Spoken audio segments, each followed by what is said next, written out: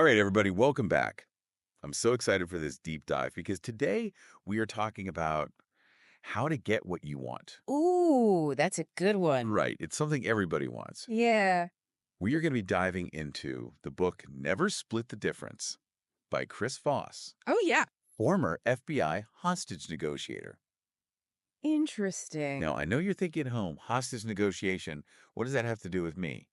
But trust me on this. Okay.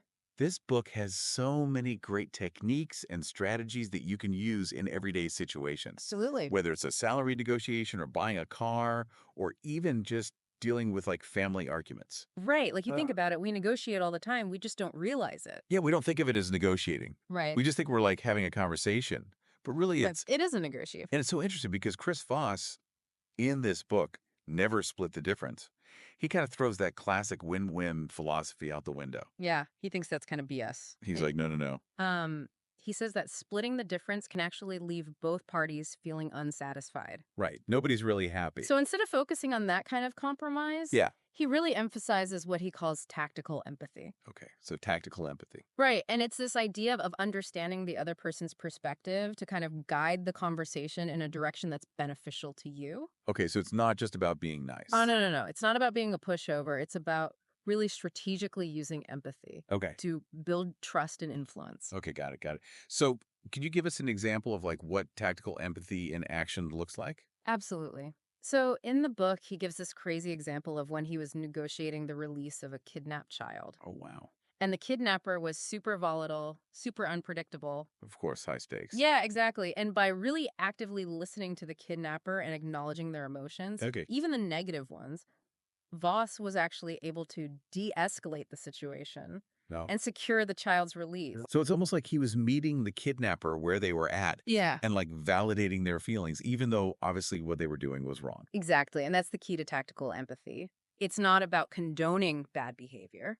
It's about understanding where they're coming from so you can manipulate, not manipulate, but like guide the situation. Yeah, influence. Influence, thank you. So, okay, how would we use that? Let's say in like a salary negotiation. Okay, so let's say you're asking for a raise, right? Yeah, Instead of just focusing on your own needs, I deserve more money, I've been working hard. right. Think about it from your boss's perspective. Okay.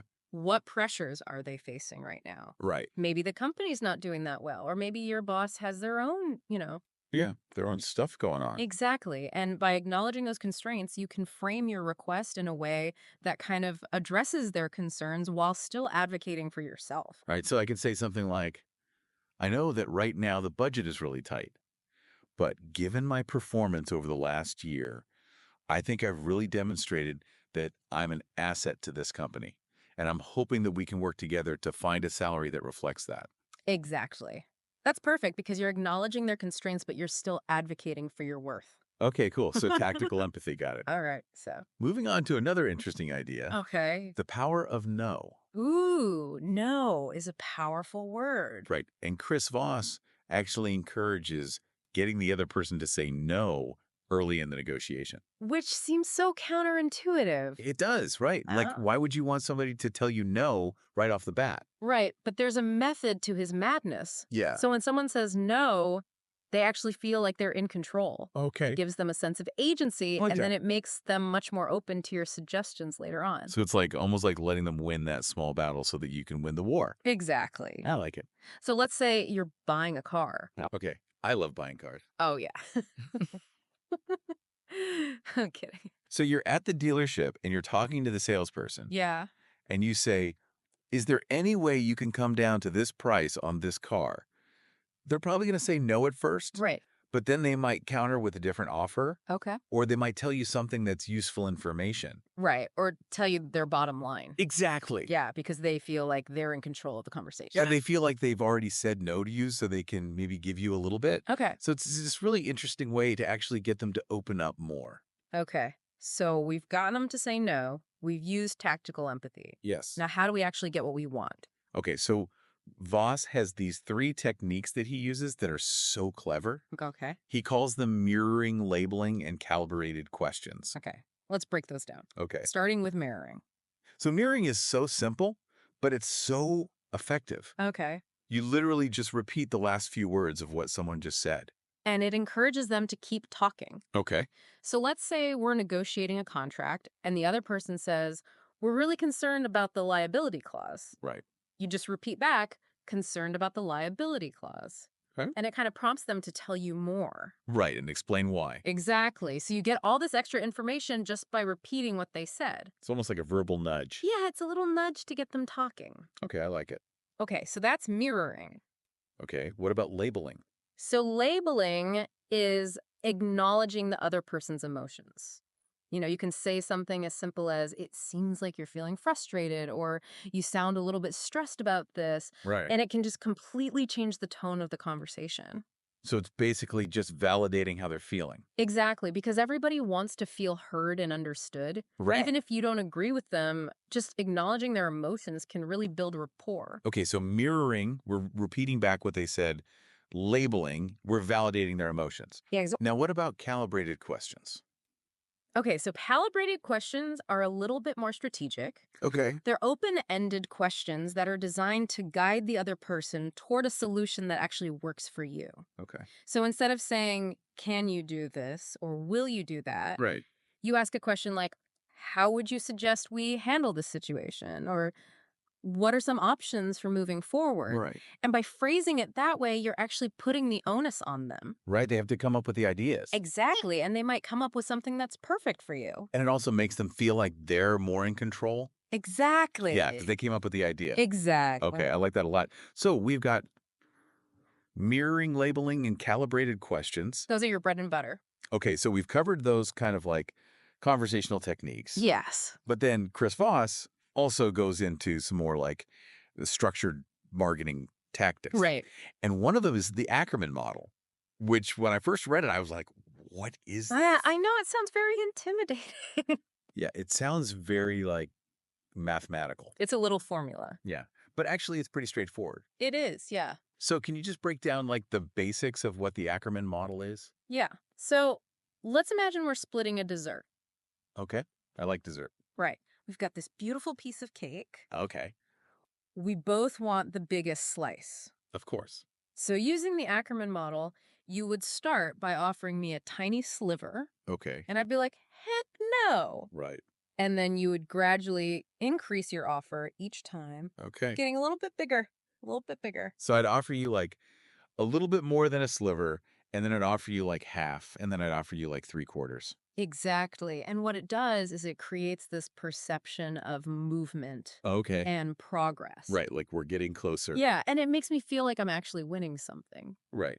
Yeah. even though you're still kind of in control. Right. It's like that illusion of control. Exactly. And by the time we get to like a reasonable split, I'm already so happy with the progress that I'm like, okay, fine. All right. So it's about strategically making concessions Exactly. to kind of guide them to where you want to be. It's very clever. Okay, so that's the Ackerman model. Yes. Now, another kind of interesting concept that Chris Voss talks about is this idea of getting the other person to say, that's right. Yes. And it's not just about agreement. No. It's about like confirming that they understand your perspective. I think a deeper level of agreement. Right. It's like we're on the same page. Exactly. And when someone says, that's right, they're much more likely to concede to your requests later on. So it's almost like they're buying in.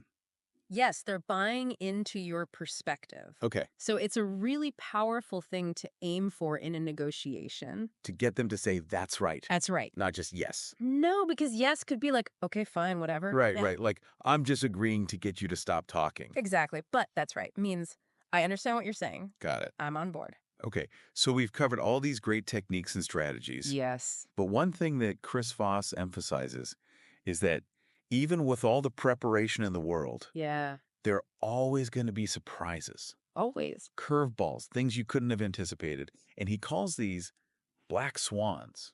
Ooh, black swan. Right. And black swans are those hidden pieces of information, Yeah, those little nuggets. right, that can totally change the game. Change everything. Yeah. So can you give me an example of like what a black swan might look like in a negotiation? Absolutely. So let's say you're negotiating a job offer Okay. and you're in the office. You're about to go into the meeting. Yeah. And you overhear a couple of employees talking. Okay. And they're talking about how the company is about to go through a massive expansion. Okay. Now, that's a black swan. Okay. So that's a piece of information I didn't have before. Yeah, you had no idea this was coming. Okay. But now you know that they have all this money to spend. Right. So I can use that to my advantage. Exactly. You can leverage that information in your negotiation. So maybe ask for a higher salary or better benefits. Exactly, because now you know they have the budget for it. Wow. Okay. So black swans are these unpredictable pieces of information, Yeah, it's about being observant and listening for those little clues. right? And being ready to adapt. Because negotiation is rarely a straight line. Yeah. It's like a dance. It is a dance, it's a back and forth. So, okay, we've covered so much ground today. We have. I feel like we've learned so much from Chris Voss and never split the difference. Me too. So just to recap, we talked about the power of tactical empathy, Right, meeting people where they're at, using the no to your advantage, giving them a sense of control. mirroring labeling and calibrated questions. Those are your verbal tools. The Ackerman model for kind of like strategically making concessions, That incremental approach. getting them to say, that's right. That's powerful. And then, of course, being aware of those black swans. Be observant. So I'm curious, for you listening at home, how can you use even just one of these techniques in your own life this week? Yeah, I mean, think about an upcoming conversation you might have Yeah. where you could maybe apply one of these strategies to Cool. see what happens. I think you'll be surprised at how effective even just one of these can be. Absolutely. So keep those negotiation skills sharp and remember, every interaction is an opportunity That's right. to practice. Get better. Amazing. Well, thank you so much. This has been a great deep dive. This was fun. I hope everybody listening enjoyed it. We'll see you next time. Bye, everybody. Bye.